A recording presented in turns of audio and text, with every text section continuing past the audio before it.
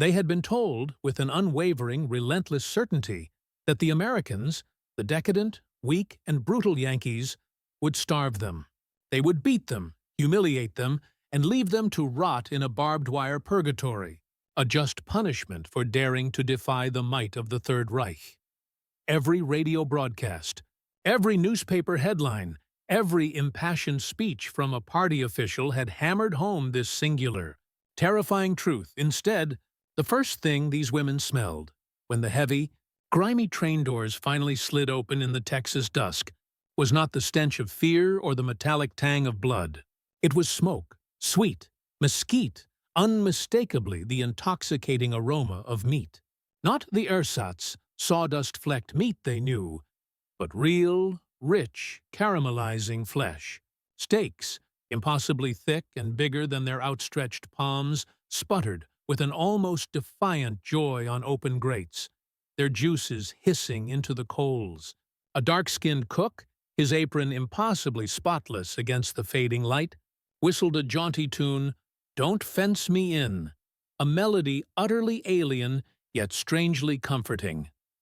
In that singular, disorienting instant, every speech they'd been forced to memorize about Yankee cruelty, every chilling warning about American barbarity, dissolved not with a bang, but with the quiet, almost mournful sizzle of fat dripping into the coals. The world they knew, the certainties they held, began to warp, not under the force of artillery, but under the weight of an aroma. Welcome back, history hunters. Tonight, we're embarking on a journey that begins not with a battle, but with a meal. We're following a group of German women, stenographers who once charted the Reich's logistics, radio operators who broadcast its propaganda, flak helpers who defended its skies, who stepped off prisoner transports in 1944. They expected skeleton rations, the bitter taste of contempt, and the harsh reality of enemy captivity. What they got, what they actually received, was a meal so lavish, so utterly incongruous with their expectations, that it began to rewrite their loyalties, their understanding of the world, and their very sense of self faster than any leaflet drop could ever hope to achieve. This wasn't just food. It was a psychological weapon served on a metal tray. By the time the plates were cleared and the last vestiges of sweet, smoky flavor lingered on their tongues, these prisoners no longer feared the United States. No, their fear had shifted. They now feared what they would tell their neighbors, their families, their countrymen, if they ever made it home. They feared the cognitive dissonance, the utter betrayal of a lifetime of indoctrination that this single meal represented. Keep watching, because this is the story of how barbecue, a quintessential American tradition, became a more effective weapon than propaganda ever was, shattering worldviews one delicious bite at a time. It's a profound exploration of how abundance can dismantle ideology, and how the simplest acts of humanity can possess the most devastating power. To truly comprehend the psychological earthquake these women experienced, we must first understand the depths of deprivation from which they emerged. Imagine Germany, spring 1944. The war machine, once seemingly invincible, was sputtering. Allied bombs had not only shattered cities, but had also fractured the delicate arteries of distribution. The official civilian rations, a cruel joke in themselves, barely hovered at 1,550 calories a day. And that was, if you were lucky. If you lived in a city still connected by rail lines, if you weren't caught in the relentless, grinding attrition of the Eastern Front's demands. For millions, the reality was far grimmer, often plunging below 200 calories, a slow, agonizing starvation that gnawed at muscle and bone. Your meals, day in and day out, were a monotonous, soul-crushing cycle of turnips, again and again. The ersatz coffee, brewed from roasted acorns or chicory, tasted less like a comforting morning ritual and more like scorched paper, a bitter reminder of what was lost. Bread, the staff of life, was flecked with sawdust, an industrial byproduct masquerading as sustenance. For the women, the humiliation cut even deeper. They were the supposed guardians of the home front, the bedrock of the family, tasked with keeping their children, their husbands, their elderly parents alive on this meager, degrading fare. The weight of that impossible responsibility was often heavier than any physical hunger. Meanwhile, Dr. Goebbels's omnipresent loudspeakers blared their daily sermons of defiance and delusion. They swore that the enemy lived no better, that their supposed abundance was a sham. American workers, the broadcasts insisted, were flabby from Hollywood excess, their moral fiber weakened by easy living. British mothers were poisoned by Indian tea, their empire crumbling from within. Russian peasants, of course, were slaves of Jewish commissars, their suffering a direct consequence of Bolshevism. Starvation, the Reich insisted, was not a sign of failure, but rather proof of moral seriousness, of sacrifice, of a nation united in righteous struggle. It was a perverse logic, designed to rationalize unimaginable suffering. So, when the Allied shells began to collapse the Western Front, tearing through the Siegfried Line, and these women, these vital cogs in the German war effort, were herded onto cattle cars, bound for French ports and an unknown captivity, they assumed one thing with absolute certainty, that captivity would be hunger's final, most brutal chapter. Their minds, conditioned by years of propaganda and the gnawing reality of scarcity, could conceive of nothing else. They expected a descent into a deeper, more profound abyss of deprivation. What they were about to encounter would prove to be a complete, systematic demolition of everything they thought they knew. The journey across the Atlantic aboard the converted Liberty ships was, in itself, a jarring introduction to an alien reality. The holds, once filled with vital war materiel, now reeked of diesel fumes and the pervasive, acrid smell of seasick soldiers. As the ships churned through the gray, unforgiving waves, a constant, chilling rumor mill churned among the women, fueled by fear and Nazi indoctrination. Word passed from tier to tier, whispered in hushed tones in the darkness. Americans machine gun prisoners rather than feed them, a cruel efficiency born of their industrial might. The Canadians, so the stories went, turned captives into fertilizer, a grotesque recycling of human life for their vast agricultural lands. And the British, always the perfidious British, shipped German girls to Australia for comfort duties, a euphemism that sent shivers down every spine. Fear, a cold, constant companion, kept the women quieter than the sternest guards. Then breakfast arrived.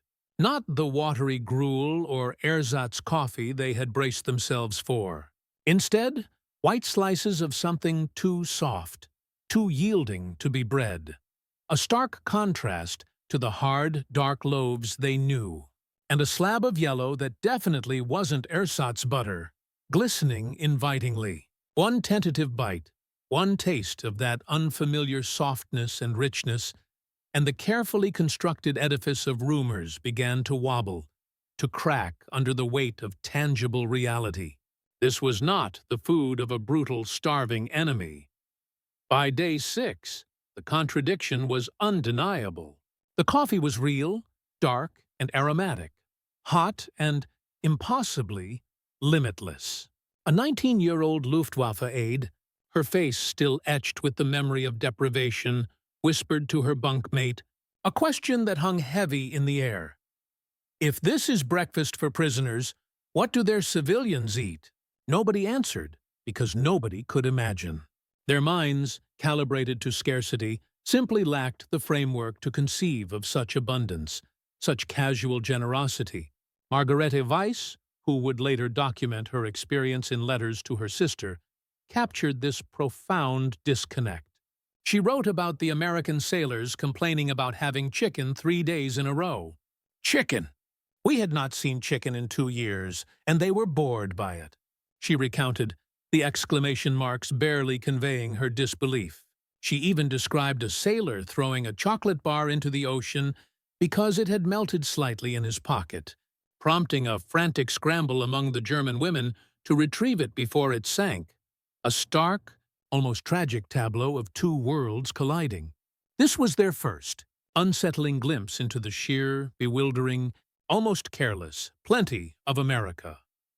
The train journey across the American landscape, a 3-day immersion in abundance, proved to be more devastating to Nazi ideology than any propaganda campaign could ever have been. As the women pressed their faces against the windows, they witnessed endless orchards, heavy with apples even in winter, a symbol of fertile land and tireless cultivation. Dairy farms, sprawling and prosperous, dotted the countryside, their herds of cattle appearing impossibly well-fed, a stark contrast to the emaciated livestock of wartime Germany. Grain silos, towering like cathedrals of abundance, punctuated the horizon, monuments to a harvest unimaginable in their homeland. Every small town, every whistle stop, boasted grocery stores with windows overflowing with goods, fresh produce, canned delicacies, cured meats, items that had vanished from German shelves years earlier, now displayed with an almost casual extravagance.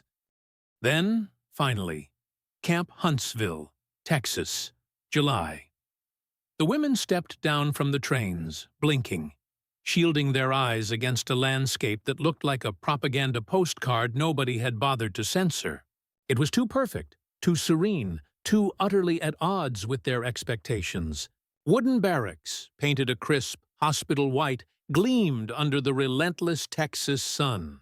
Flower boxes, bursting with vibrant blooms, adorned the windows, a touch of domesticity that felt profoundly unsettling in a prison camp.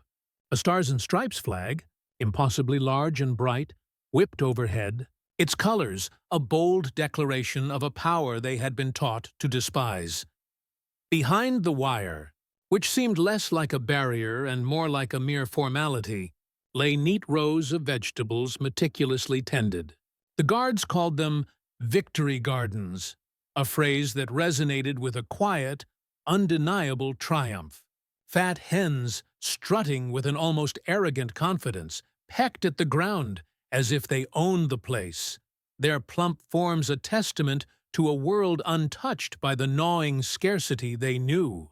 A prisoner named Hildegard, her worldview already fracturing, would later write in a letter smuggled home, her words tinged with both wonder and disbelief. Our own farmers would call this paradise. The Americans call it a prison. It was a paradox that gnawed at the edges of their indoctrination. And then came the smell again, that rich, primal, intoxicating aroma. Meat, real meat, caramelizing over an open flame, promising a feast that their bodies, their very souls, had almost forgotten. It was the scent of a lie unraveling. The dinner bell clanged, a sharp, insistent sound that cut through the humid Texas air. The women, conditioned by years of military discipline and wartime rationing, lined up automatically, their tin cups clacking together with a nervous rhythm. They anticipated the usual, a ladle of watery soup, perhaps a thin slice of something barely edible. Instead, American cooks, their faces surprisingly cheerful, forked thick, glistening sirloins onto their metal trays. 12 ounces each, no two alike, each steak a unique testament to a bounty that defied comprehension. This was not rationed food. This was a celebration. Beside the steak, corn on the cob, impossibly yellow, glistened with butter. Its richness, a stark contrast to the margarine they had long since forgotten. There was white bread, so soft it dented under the slightest weight of a finger, a luxurious cloud compared to the dense, sawdust-laced loaves of Germany. Someone, a guard perhaps, or a Red Cross worker, handed Hildegard a bottle of red sauce, its label emblazoned with the words, "Spicy, Authentic Texas." She dribbled a cautious drop onto her plate, her skepticism still battling with her hunger. She tasted a bloom of heat, a burst of flavor spread across her tongue, an intensity she hadn't experienced in years. And then, without warning, she burst into tears. Not tears of sorrow, not of despair, but of sheer, overwhelming overload. The sensory assault, the emotional weight of such unexpected generosity, was simply too much for her starved body and mind to process. Within minutes, the mess hall transformed. Every table was a tableau of sniffling, laughing, and the primal sound of gnawing bones, like children who had forgotten all manners, all decorum, in the face of such a feast. A Red Cross observer, witnessing this profound emotional release, noted in his report, "They ate as though afraid the war would storm back and snatch the food away." It was a feast born of desperation, seasoned with disbelief, and utterly transformative. It was not just a meal. It was a psychological turning point, a stark, undeniable contradiction to every lie they had been fed. Just when they believed the feast must surely, inevitably, come to an end, just when their bellies were full and their senses overwhelmed, metal tubs of vanilla ice cream appeared. For most, this was an entirely new sensation. Milk in Germany had been powder for years, a pale imitation of the real thing. The concept of frozen, sweetened cream was an exotic, almost mythical indulgence. Guards, surprisingly patient, taught them to churn the creamy concoction by hand, the satisfying crunch of rock salt under their boots adding another layer to this surreal experience. Ilse, a former Berlin secretary, a woman who had seen the grandest avenues of the capital reduced to rubble, swallowed a spoonful of the cold, sweet richness. The taste, the texture, the sheer, unadulterated pleasure of it was a shock. She whispered to no one in particular, her voice barely audible above the contented murmurs of the mess hall. "We lost. Not the battle. Not the war in some abstract, strategic sense. No, she meant something far bigger, far more fundamental. She had glimpsed the sheer, unbridled abundance, the casual luxury of the enemy, and in that moment, she understood the true scale of their defeat. How, she must have wondered. Do you fight a nation that gives its enemies steak and ice cream on the same plate? How do you wage war against a culture that can afford such generosity, such casual, almost thoughtless plenty, even to those they are fighting? The question hung in the air, unanswered, yet profoundly understood. It was a realization that cut deeper than any bomb, a truth more devastating than any military defeat. The ice cream wasn't just a dessert. It was a symbol of an insurmountable difference, a chasm between their worlds that seemed impossible to bridge. Then came mail call, a lifeline to the shattered world they had left behind. With trembling hands and furiously scribbling pens, the prisoners poured out their hearts, their words a torrent of disbelief and wonder. "Mother," one wrote, "I eat better here than we ever did in peacetime." Another, perhaps to a childhood friend, declared, "Gretchen, the Americans are not the monsters we were promised." These were not just letters. They were acts of subversion, small, personal rebellions against a narrative that had defined their lives. Censors on both sides, meticulously sifting through the correspondence, slashed lines, whole paragraphs, trying to contain the truth. But enough slipped through. Enough fragments of this bewildering reality made it back to Germany that the stories began to spread. First inside the tightly controlled circles of family and friends, then into the vast, despairing network of prisoner-of-war repatriation camps, and finally, inevitably, into newspapers hungry for anything that smelled like hope. Anything that offered an alternative to the grim reality of their defeat. Propaganda officers, ever desperate to maintain control of the narrative, tried to spin it, their voices strained with a desperate, unconvincing urgency. The Yankees are merely fattening prisoners for organ harvesting. Or, it's a trick, a temporary illusion before the true brutality begins. But nobody believed them anymore. The proof, the undeniable, tangible proof, was in the waistlines of the returning soldiers, the healthy glow on their faces, the stories of white bread and real coffee that they carried home like contraband. The reality of American abundance had, quite simply, outmaneuvered the most sophisticated propaganda machine. The truth, in this case, tasted far better than any lie. The initial shock of the feast soon settled into a rhythm of daily life, a routine that continued to challenge every ingrained assumption. Mornings began not with the gnawing hunger they had known, but with eggs, often bacon, and the vibrant, juicy sweetness of fresh oranges, a fruit that had been a distant memory for years. Afternoons brought a different kind of nourishment: classes. These weren't re-education lectures in the heavy-handed ideological sense, but practical skills. Typing, a gateway to the modern world; sewing, a return to normalcy and self-sufficiency. Even driver's ed, held in surplus jeeps, a symbol of American mobility and freedom. Women who had once dutifully saluted Hitler, their lives dictated by the rigid doctrines of the Reich, now found themselves learning the Virginia reel at Saturday Square dances, their laughter echoing through the barracks. The incongruity was striking, yet undeniably real. Some, of course, refused the transformation. They clung to ideology, to the bitter comfort of their ingrained beliefs, their faces hardened by years of indoctrination. But the communal kitchen, the shared tables, the daily act of breaking bread together proved to be a democratic wrecking ball, a silent, persistent force against division. When you sit across from someone, sharing a meal, experiencing the same unexpected kindness, it becomes exponentially harder to sustain hatred, to cling to the image of an abstract, monstrous enemy.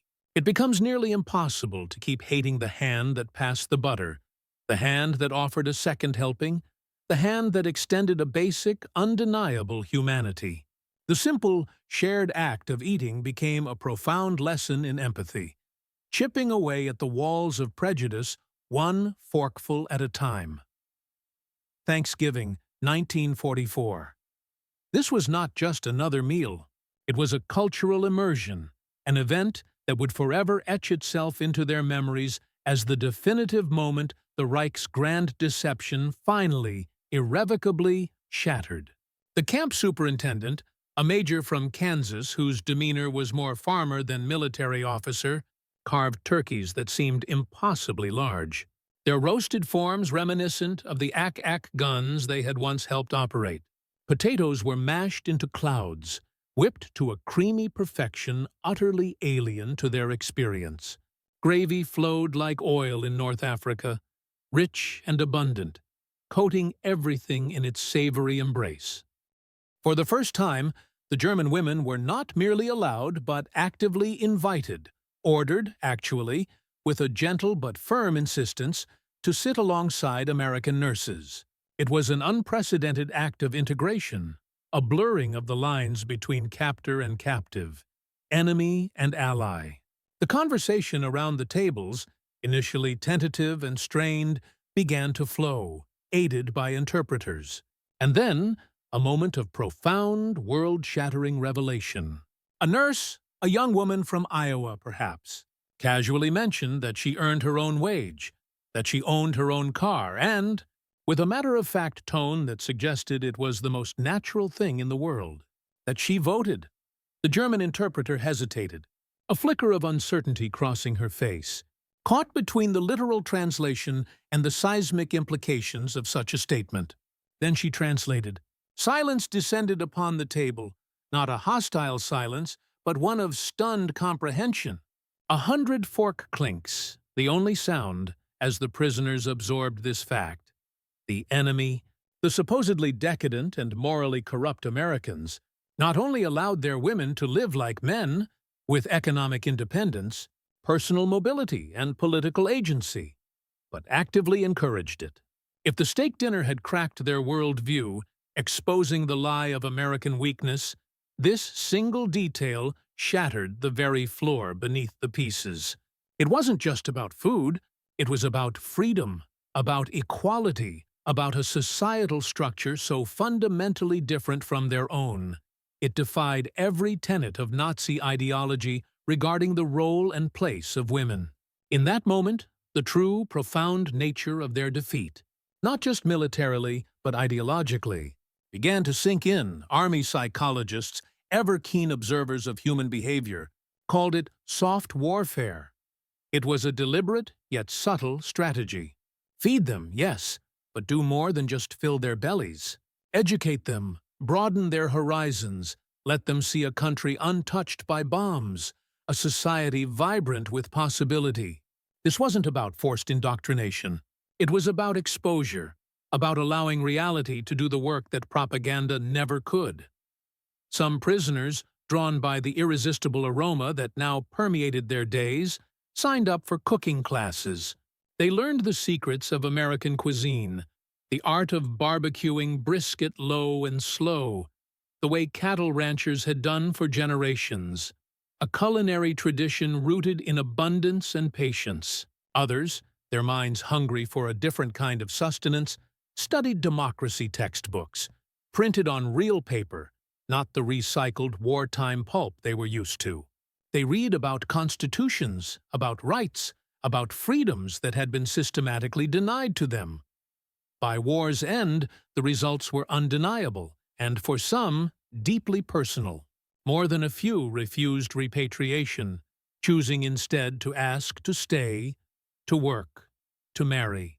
They had seen a different way of life, tasted a different future, and found it profoundly appealing. The steak dinner, that initial shocking act of generosity, wasn't just kindness. It was strategy, brilliantly conceived and flawlessly executed, wearing an apron, served with a side of corn on the cob, and a generous helping of freedom.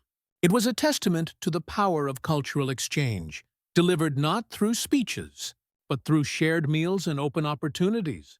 In 1946, the women boarded repurposed troopships, no longer gaunt and fearful, but heavier now, both in body and in spirit. Their trunks, once sparse and utilitarian, were stuffed with treasures. Crisco, that magical shortening that made everything taste better. Hershey bars, a sweet symbol of American ingenuity. And, perhaps most importantly, recipe cards. Handwritten instructions for dishes that would forever link them to this unexpected chapter of their lives. They returned to bombed-out cities, to a landscape of rubble and despair, where the very air tasted of defeat. Yet, they carried with them not just memories, but blueprints for recovery. One returnee, her entrepreneurial spirit sparked by American abundance, opened the first West German roadside grill shack. Its smoky aroma, a defiant declaration against the prevailing gloom. Another, a former secretary, became editor of a women's magazine, its pages filled with articles preaching a new philosophy. Have the courage to be well fed. American abundance, once a whispered rumor, once a disbelieving sight, now became a tangible blueprint for recovery, a model for a future built on prosperity and practical comfort. Their stories, once censored, now became legends, passed down through families, shaping a new generation's understanding of the world. If these stories are new to you, if this perspective on history has opened your eyes, then tap that subscribe button. There's a lot more hidden history where barbecue meets ideology, where the mundane becomes the magnificent, and where simple acts transform nations. Historians still debate, with scholarly intensity, exactly how much this unprecedented POW hospitality sped Germany's democratic turn. Was it a decisive factor, or merely a contributing one? What is undeniably clear, however, is that a single sensory shock, the overwhelming smell of mesquite, the rich, savory taste of a sirloin, the profound, almost spiritual feeling of fullness after years of gnawing hunger, could override years of relentless indoctrination faster and more effectively than any artillery barrage, any leaflet drop, or any political speech. The women who ate steak behind barbed wire carried that memory home like contraband, a secret weapon against the prevailing despair, and it grew quietly, powerfully, inside the rubble and the ruins, until it became not just a memory, but a foundational stone, a quiet blueprint for a new society, one built not on scarcity and hatred, but on the surprising, transformative power of abundance and unexpected kindness. Their experience was a living testament to the fact that sometimes the most profound ideological shifts begin not in the halls of power, but in the mess hall of a prison camp. So, what profound lessons can we, history hunters, glean from this extraordinary chapter? First, propaganda, no matter how pervasive or sophisticated, collapses the moment reality offers a better meal. The stomach, it turns out, is a more honest judge than any party line. Second, abundance isn't just comfort. It's an argument. It's a powerful, undeniable declaration of a society's capacity, its values, and its very essence. It speaks volumes without uttering a single word. And sometimes, in the grand, complex tapestry of international relations and ideological conflict, the most subversive, the most profoundly democratic thing you can do for the cause of freedom and understanding is simply to fire up the grill. It's a simple act, yes, but one capable of dismantling decades of prejudice and rebuilding bridges of understanding. Hit like if you believe history tastes better when shared, when unpacked with nuance and empathy, and drop a comment below. What food, what unexpected culinary delight would shatter your assumptions about an enemy culture? What flavor could rewrite your worldview? So the next time you smell smoke drifting from a backyard barbecue, that rich, primal aroma of meat caramelizing over an open flame, remember, once upon a war, that very aroma was the sound of ideology snapping in half. The German women who boarded trains fearing the end, expecting skeletons and starvation, instead found sirloins and second helpings. They left captivity not with bitterness, but with recipes. Recipes for dishes that symbolized not just a meal, but the beginnings of a new understanding, a new way of life. History, as it turns out, isn't always written in grand battle maps or diplomatic treaties. Sometimes the most profound truths, the most significant transformations, are written in butter on warm white bread, in the sweet tang of barbecue sauce, and in the shared, simple act of a meal. Thanks for watching, History Hunters. Share this with a friend who thinks they know everything about WWII, because sometimes the most important stories are the ones we've never heard. And I'll see you in the next Untold Story.